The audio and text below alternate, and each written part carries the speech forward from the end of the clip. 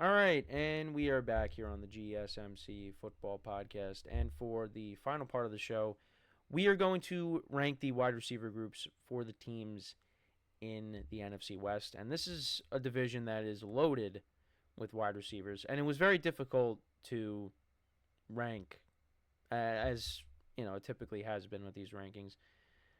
It was pretty difficult to rank it because you can make the case for three of the four teams. Really, three of the four could take the number one spot.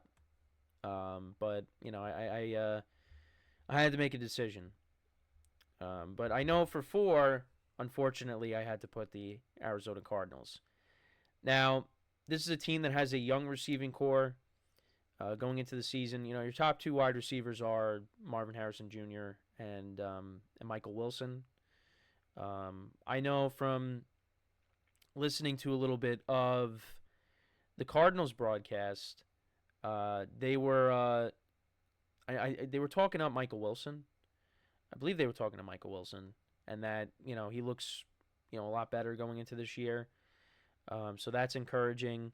And Marvin Harrison Jr. the Cardinals took with their first selection in this past NFL draft, and they're looking at him as being the guy, being that number one guy for Kyler Murray.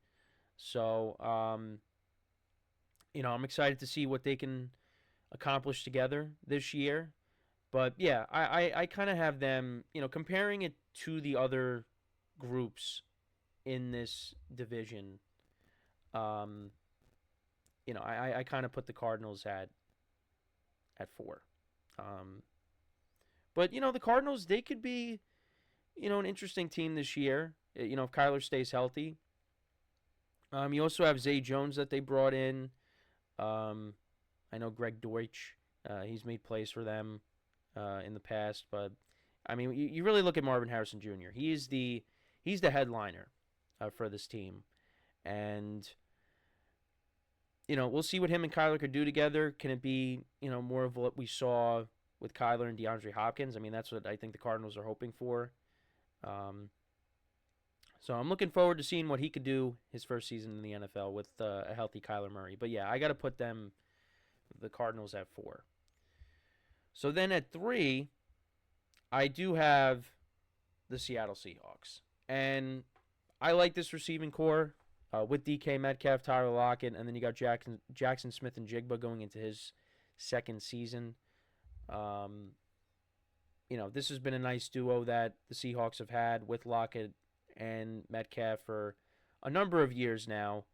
And obviously, things have changed with, Geno Smith being the starter the last couple of years, taking over for Russell Wilson. But yeah, right now you got Metcalf, Lockett, and Smith-Njigba. Those are your top three receivers. And last year, Metcalf had 1,100 yards receiving, 8 touchdowns.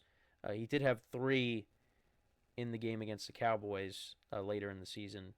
But yeah, had another solid year. Tyler Lockett had 894 receiving yards and 5 touchdowns. And then Smith-Njigba in his rookie season, they're showing his preseason stats. I wanted to see his stats from last year.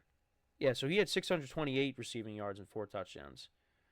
So, the receiving core for the Seahawks is solid. And like I said, you could really make the argument, in my opinion, you could put the remaining 3 teams, you really could change them all up and put, you could make the argument you could put the Seahawks receiving core at 1 because they've been so productive. But right now I got them at 3. And we'll see how the quarterback situation plays out throughout the year. Because, Geno Smith is going to be the starter. But, could it be possible that, Sam Howell, gets a chance? I know Geno's been banged up a little bit in camp. But, I'm curious to see how the quarterback situation plays out throughout the year. But, yeah, I mean, the 2 guys I have up on the screen right now, they're both productive receivers. And I expect them to be productive again this year. And then 2 and 1 were tough. I was going back and forth, but I did end up. Now, the number one spot, it could very well change depending on if a certain somebody gets traded. But as of right now, I put the Rams at 2. And they're banking on, I think, Cooper Kupp coming back healthy. Because last year, yeah, missed some time. Still finished with over 700 yards receiving and 5 touchdowns. But Puka Nacua was unbelievable last year. Almost 1,500 yards receiving and 6 touchdowns. No, he's a little banged up right now to start the year. He dealing with his knee injury. But it doesn't seem like that's something that's going to keep him out long term. But if they got a healthy Cooper Kupp going into this year, playing in every single game pretty much this year, these two guys are going to put up big numbers together. And, you saw towards the end of the year, because once Cooper Kupp was healthy and Kyron Williams was healthy, this Rams offense completely changed. And you also had Demarcus Robinson, who looked good at certain points during the year last year. This receiving core, is solid for the Rams. And, if you got these two guys here healthy, I mean, they're going to put up some big numbers. Also, I did forget to mention in the preseason game this past weekend, Jordan Whittington was making some plays for them in that game. So, maybe that's somebody to keep an eye on, if he continues to do that. As well as Tutu Atwell. Forgot about him last year. He had that touchdown in the playoff game against the Lions. This receiving core, with the top two guys, those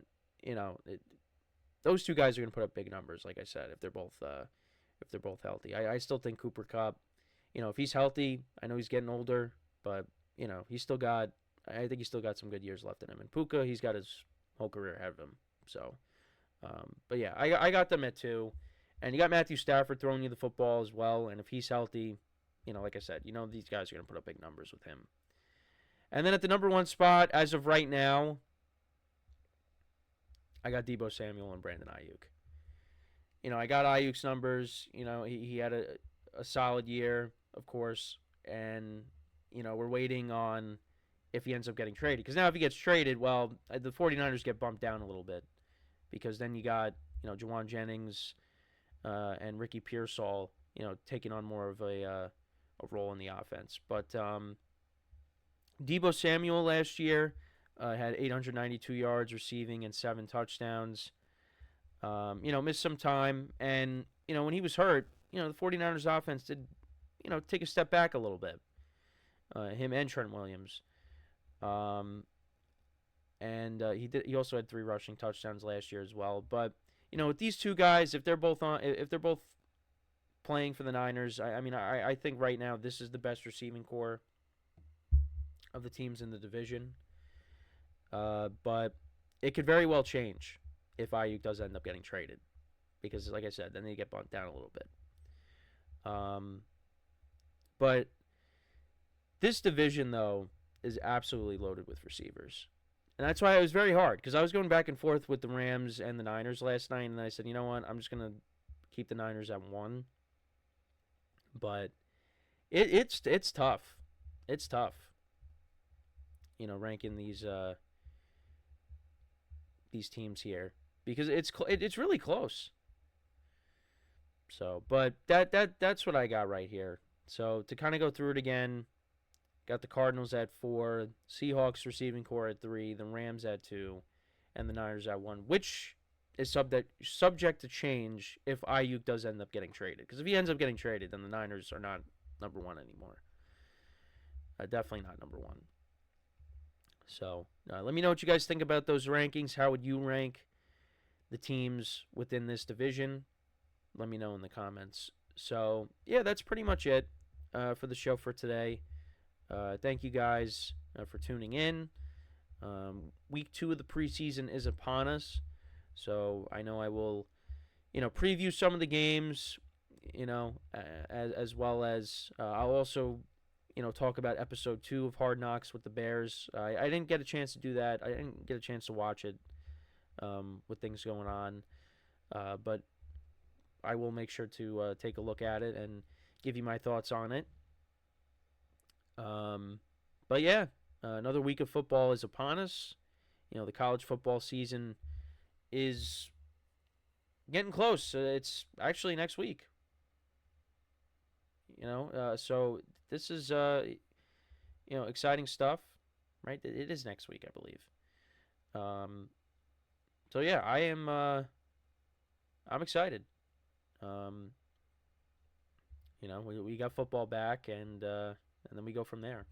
But hopefully we get to a resolution with, the Brandon Ayuk stuff and the Hassan Reddick stuff as well. Just so we, like I said, just so we get to a resolution, because this has been going on for so long, and we just want these situations to be over with.